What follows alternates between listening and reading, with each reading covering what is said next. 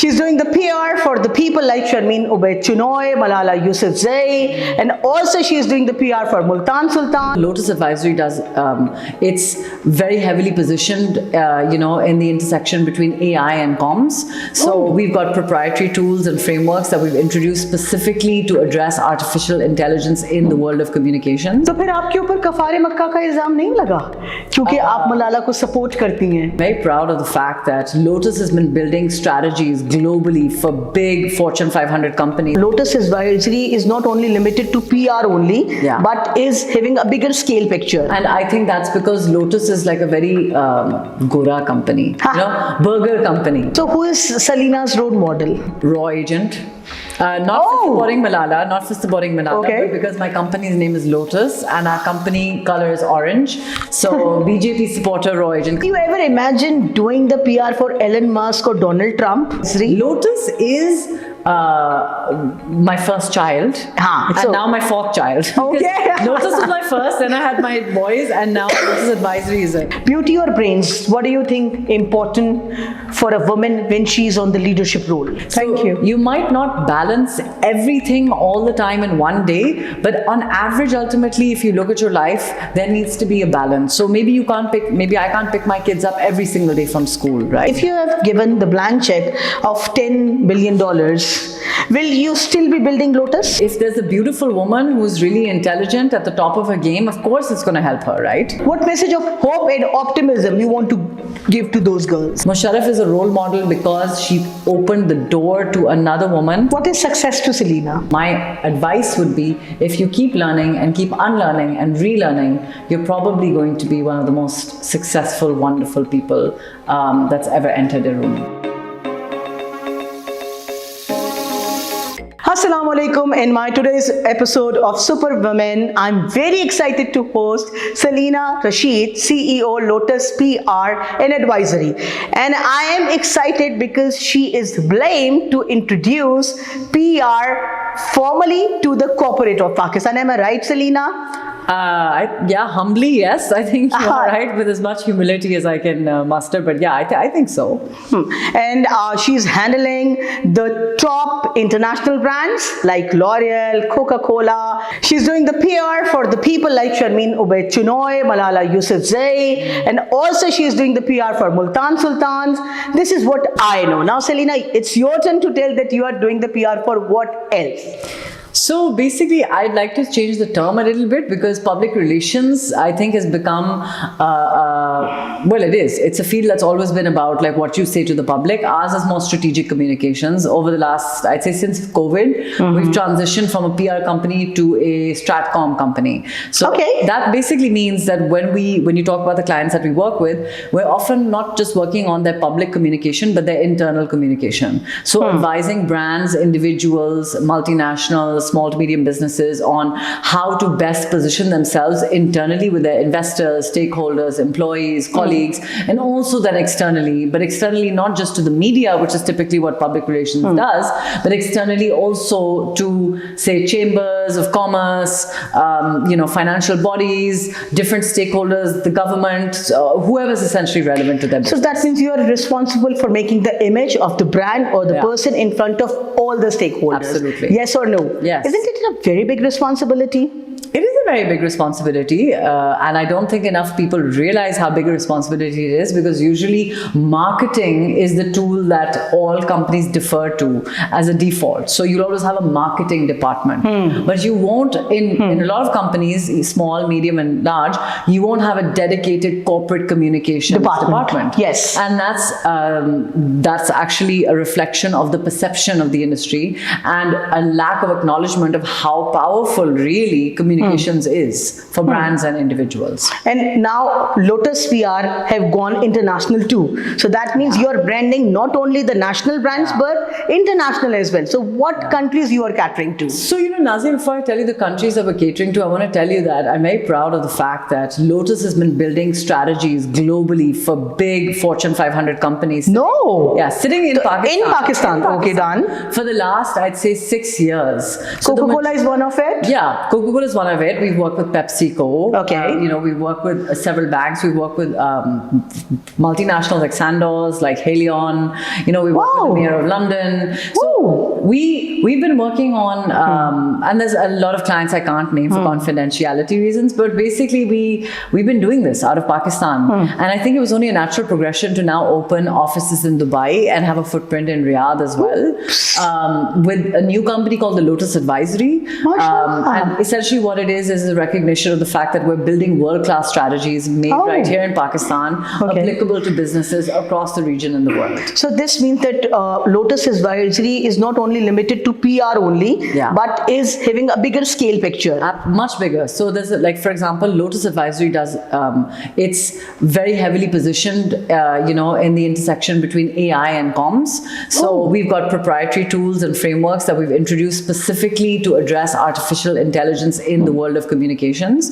So the work we're doing there is, I'd say, more innovative and more in line with the global kind of discourse around communications. Pakistan we're still very much dealing with the influencer economy, the creative economy, or the creator economy. We're still dealing with the press release chapado, and the world has moved on. So we've opening in Dubai and being in, say, Riyadh or working out of the United Kingdom gives us the flexibility and innovation to meet sort of the needs or respond to the needs of the global market and innovate. Selina, can I ask tough questions too? Of course you must. So now Lotus is going global. So does that mean, because now you are focusing on the global clients, you will be ignoring my clients in Faisalabad, Gujranwala, who are having money, they want to brand themselves, but they are not on ethical values with you. You understand that what I'm talking now? I understand, but I don't think there are two parts to this. On the ethical values part, I don't think there's ever a clash of ethical values. There's definitely going to be, it has always been a clash in perspective,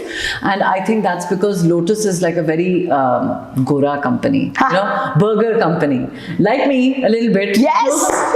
We're a bit like burger in the sense that our outlook is always very strategic. It's not, we're not the right company. If somebody comes and says, "Acha, हमारी CEO की branding कर दें और उसको heroine बना दें या hero बना दें, बस ऊपर चढ़ा दें भाई." So we're not the right company for that. We've never been the right company for that, and we, and a lot of people have found us to be very flexible as a result. But I'm okay with that. On the first part of your question, does that mean that local businesses or businesses will get ignored? Absolutely not. I'm very proud of the fact that Lotus is not me, right? Yes, everybody knows me. I'm saved in everyone's phone books as Selina Lotus. I'm very aware of it. But they also know Zubair Lotus or Ribar Lotus or Shanze Lotus or Ahmed Lotus. And then all the people who've come out of Lotus, who've got fantastic PR companies now, they know them too. So this company is not an individual. So whether I'm here personally or my focus and attention is out overseas, we have a full functioning, high-powered, high-level leadership team in this country that's leading the communications industry here. So, and that's what legacy is about. It's not about one person. It's about building an institution, and that's what the vision has always been. Selina, what do I think is that as you introduced the PR 2 decades back, now it's your again duty is to do the awareness to those entrepreneurs who are sitting in Lahore or even in Karachi. They want to get their brand recognized, but they are not following the international principles and rules.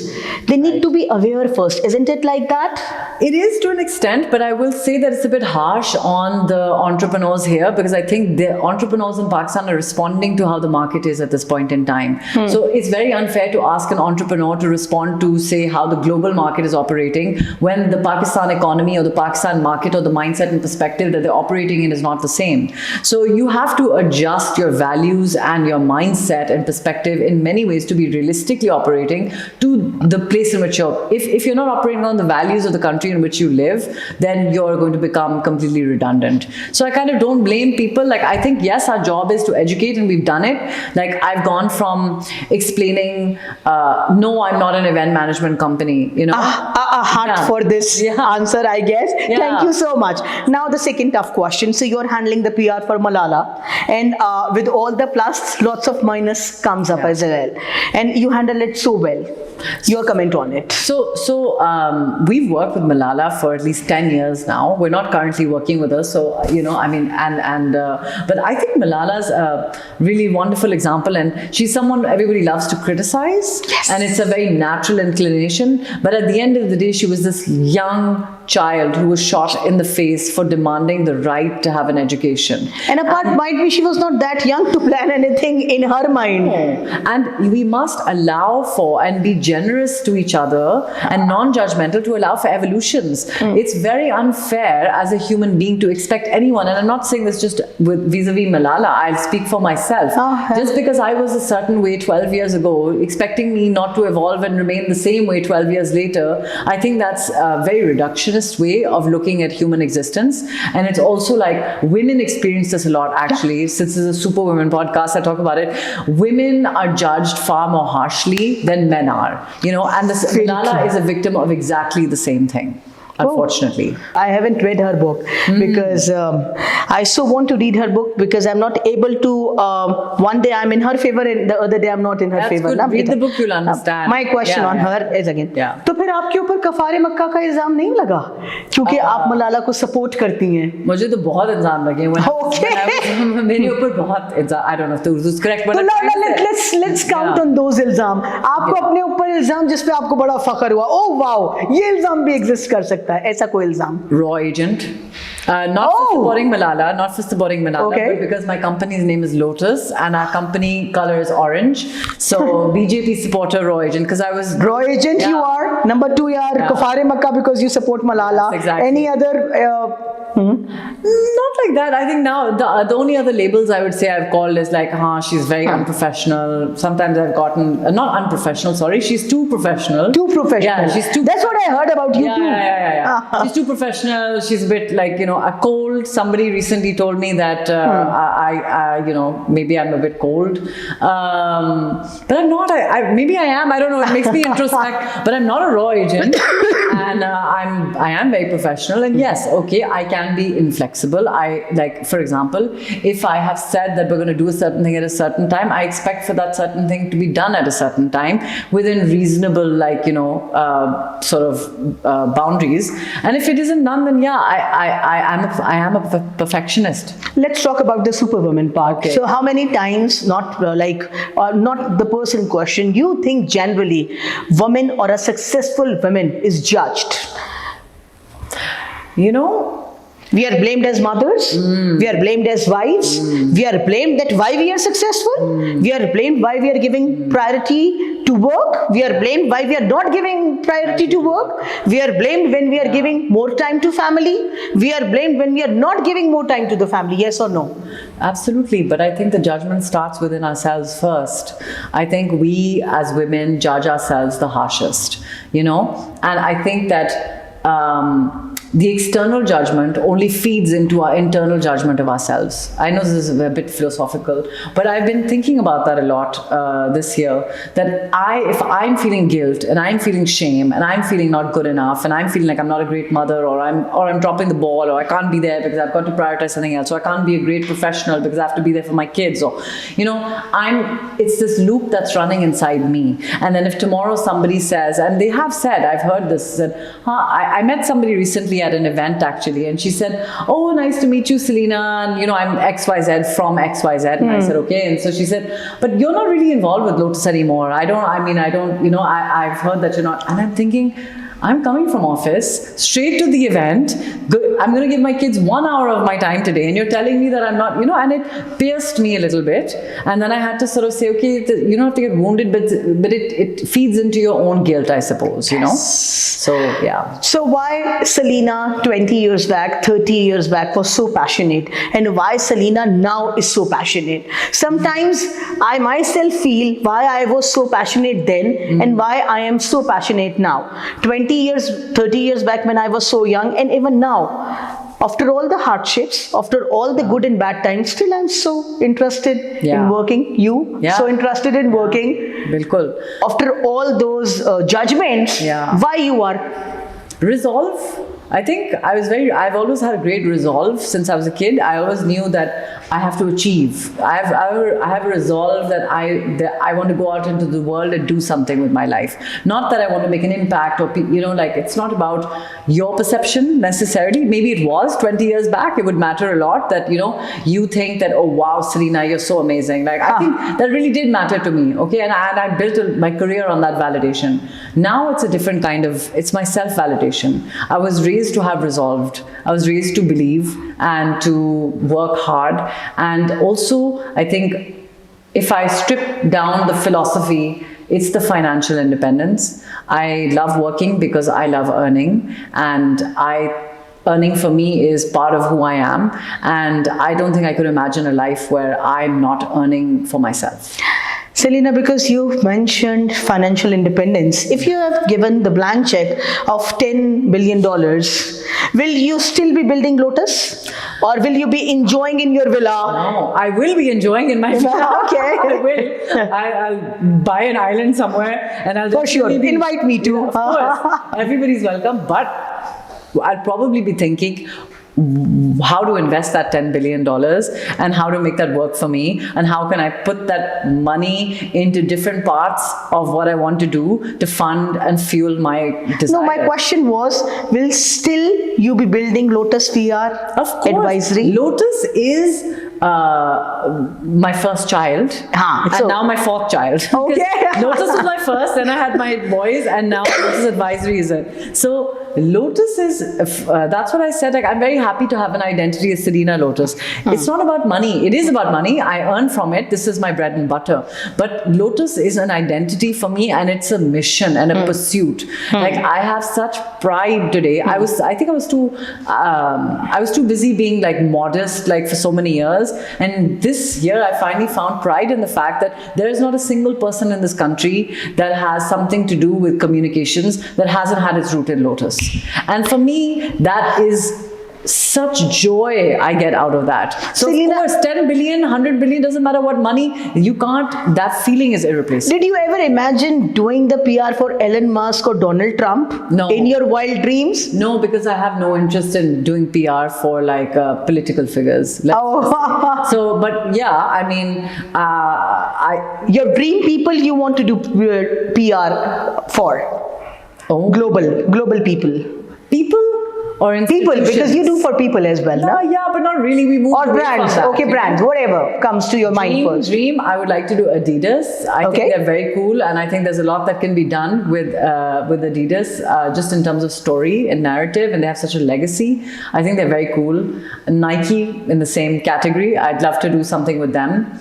I'd probably love to do something with the United Nations, because I think they're heavily in need of like a complete kind of mandate revamp. So it's not PR and communications. I'd probably like to be involved with a strategic update of their mandate, because I think with Israel and Palestine and Sudan, and we've seen a complete failure of the United Nations. So I would, on a thinking level, I think I would love to be involved in some sort of like initiative to update the mandate of the United Nations. Oh wow. Yeah. Okay, now short questions and then the questions about you. Beauty or brains, what do you think important for a woman when she's on the leadership role? Definitely brains. Beauty comes there, yes or no?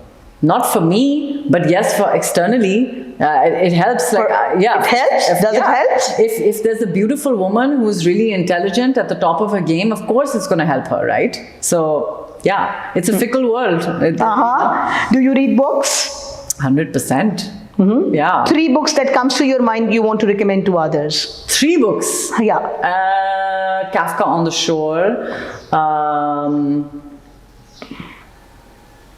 In Other Rooms, The Wonders. Actually, can we cut that out? That's not one that I would want to recommend. Sorry. Cartography, Kamla Shamsi. And I don't know. I mean, any biography? Interpreter of Maladies, Champale. Oh. Yeah. Any biography that is very close to your heart? I'm not a great biography reader, to be honest. Yeah, I'm not a big biography reader. I love fiction or faction. Yeah. Any Netflix series that is very close to your heart?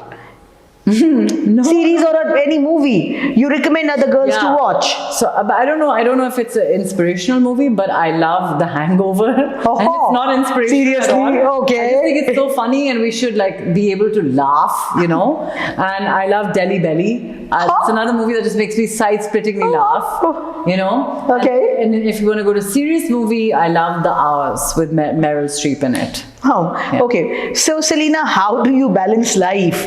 You are like Lotus, managing the brand. So, all the time you're at the events, traveling, then boys, family, your parents. Yeah. Duh. Yeah. You know, I saw this podcast of Indra Nui, or she was giving a speech somewhere, you know, PepsiCo, and she was saying that, oh, you know, you don't balance. And I do agree to an extent. You know, balance looks, I also saw something else is a great Instagram wisdom, which basically said that you have in a day like multiple balls up in the air, right? So there's kids, there's work, client, career, phone, whatever, pick up. And every day you need to know that some ball is going to drop, and you have to be okay with it. So Thank you. You might not balance everything all the time in one day, but on average, ultimately, if you look at your life, there needs to be a balance. So maybe I can't pick my kids up every single day from school, right? Like I didn't today. But I know that if I can't every single day, I'm going to make an effort to make sure that I pick them up at least 3 times. Beautiful. a week. You know, so balance is not binary, essentially. You have to look at balance as truly balance, which doesn't mean that, okay, balance means I'm always going to pick up my kids, or I'm always going to answer the client call, or I'm always going to be available for a meeting. Thank you for the answer. Anger. How do you manage anger?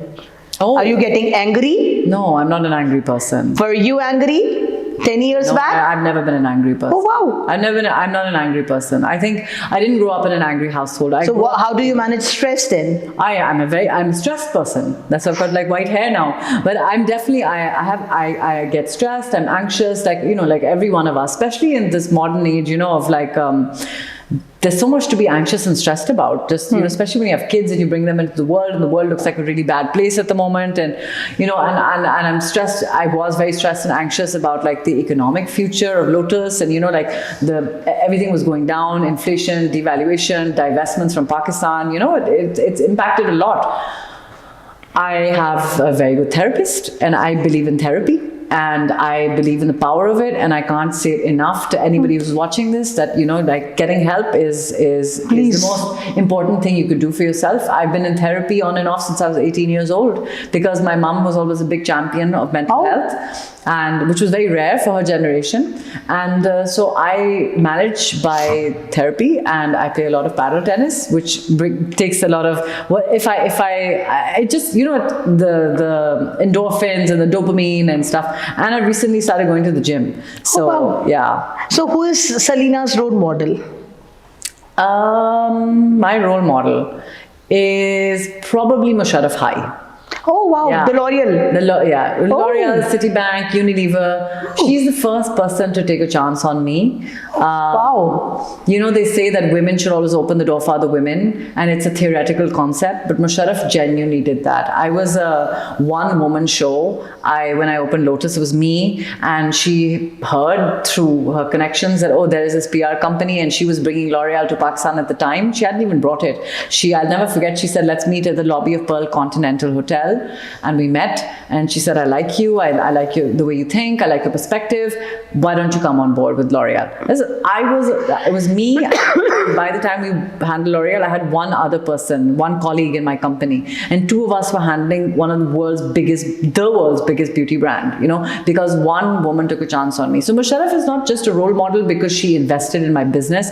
Musharraf is a role model because she opened the door to another woman, and not just a woman, but a young woman. I was only 23 at the time, and so she didn't discriminate or think I didn't have the experience or knowledge. She took a punt on me because she liked how The I passion. think. She liked the passion, and she felt I had the ability. Oh. And she's also a role model because she's worked really hard her whole life. She's made herself into this incredibly financially independent person. She's a big believer in fitness and health and beauty and everything. And I feel like she's unapologetic, and that's given me the confidence in my 40s to be the same way. Oh wow. Yeah. Oh wow. What if we minus Lotus from you? Yeah. Then three interests of Selina.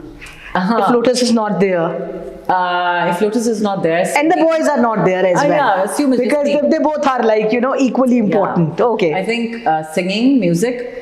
Okay, Singing wow, and music. all Yeah, right. I absolutely love it. I've always been very shy about it, but I'm probably going to spend the next couple of years exploring that side wow, of me. wow, wow, wow. I think the second is poetry and prose. I absolutely love reading poetry. I love prose. I kind of lost it along the way all these years, but I'm rediscovering it, so I think that's something that makes me. And number three is sports.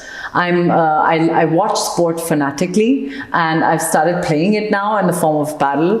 But I think I want to get more involved, and I know that it's in my DNA, it's in my blood. My father was a tennis player, So I think those are the three things about me that would okay, all exist irrespective of Lotus and my kids. What is success to Selina? When you got these international projects, Yeah. were you on cloud nine? Absolutely on cloud nine. I never forget the day I got the call for the first project. I was in the car coming back from paddle tennis, and it was like the best. We had gotten it, but my business partner for Lotus Advisory is my brother, Amit, and he'd been calling, and I didn't see his calls, and I was busy playing paddle, and I picked up my phone, and I said, and he was just screaming in caps lock. So I called him, and yeah, so. Ho gaya. Yes, but success, that is wonderful and an amazing feeling of accomplishment. But success to me looks like that I'm happy, I'm healthy, I raised two wonderful boys, and I can provide for my boys, and I can give them a good life, and I can raise them to be gentle, loving men. That is ultimately the measure of success. The goal. Yeah. What is happiness to Selina? Happiness to me is freedom. Not Financial? Everything, not being constrained, freedom from judgment, freedom from being financially dependent on people, freedom from myself, not judging myself, True. Yeah, so and happiness looks like freedom to me, and happiness also looks like love. I think love is really important. I'm a romantic at heart, I think I'm being really vulnerable saying this on your podcast, but I think love is really important, and it's so underrated. We've become so hardened, around us, and so functional and utilitarian, but I think love is so important because it kind of just softens everything around you. Selina, don't you think so? This is like actually in every woman, successful, unsuccessful, working, non-working, whoever who looks very dominant and very wow, they are actually craving for it in form of being a mother, being a daughter, being a wife. So we all are basically craving for it. Yeah. Because being a woman, that's your first need, to be loved and to be respected. I guess so. That's all. I guess so. And why it's not good to demand that on camera? Why not? Yeah. Why not? I guess we're so, like, as professional, I suppose, as a Yes. professional woman, I'm like, you're so used to talking about your career, right? And everything. And love doesn't really factor into it in many ways. So it's kind of nice that you asked that question, to be honest. Like, yeah, you're right. Love is really important. So there are so many girls who wants to be Selina Rashid. They want to own a PR company. They want to be present at all the events where you have been glittering. Na? So what message of hope and optimism you want to give to those girls? I want to choose my words really carefully, because I always hear these messages that people give, and all the messages are sort of like, work hard, be loyal, be passionate, and okay, like, yes, philosophically all of that is right. I think what you need to do is, of hope, optimism, and realism, you need to get a job, you need to stick to the job, not hop, skip, and jump to multiple jobs in the point of experimentation. commit yourself to what you're doing, give yourself to what you're doing, and keep your mind extremely open to every kind of experience. Just because you've joined, say, a PR company, you expect to work as a publicist, but tomorrow you're being asked to do copywriting, for example, or coordination or project management. Don't stop yourself from learning, and don't make yourself get into this sort of category that, okay, this is what I'm good at, and this is where I have to stop. So I have this mantra in life, which is learn and unlearn. So my advice would be, if you keep learning and keep unlearning and relearning, you're probably going to be one of the most successful, wonderful people that's ever entered a room. Thank you so much, Selina, for being the actual superwoman, you know. You have been so realistic in this show, and I have learned 3 things from you today. Okay. Being the superwoman, and that will help me to be the superwoman. Number 1, if I want to become the superwoman, I cannot balance everything in one day. Yeah. I have to drop 1 or 2 balls to balance. So it's okay. Let the ball get dropped. Yeah. Number 2, I have to be guilt-free. Yeah. I have not to blame myself. Yes. Sometimes I will do mistakes. Let it go. That's right. And number 3, it's okay to demand love and respect from all the relations related to me. From my family, from my work, from the people who are associated to me. That's my basic human right, and that's my right as a woman. So there is no shame in it, demanding it openly and demanding it not openly. That's right. So being women, we don't demand it, we assume it. Yeah. And then we assume it for years and years and years. That's right. And that doesn't happen usually. Yeah, that's right. And then we are heartbroken. And then we become frustrated, and then we become more, and then people blame us for being so active at work and not active at other things, and so many things and so many things. That's right. Thank you for explaining things so well. Thank you for having me. May Allah bless you for this. Thank you so it's okay to be kafare Makkah at times. Yeah, it is. It's okay to be water agent, raw agent. Okay. That's but sky is the limit. I so look forward to see Lotus Advisory, inshallah, shining across the globe. Thank you for coming to the show. Thank you very much. Thank you.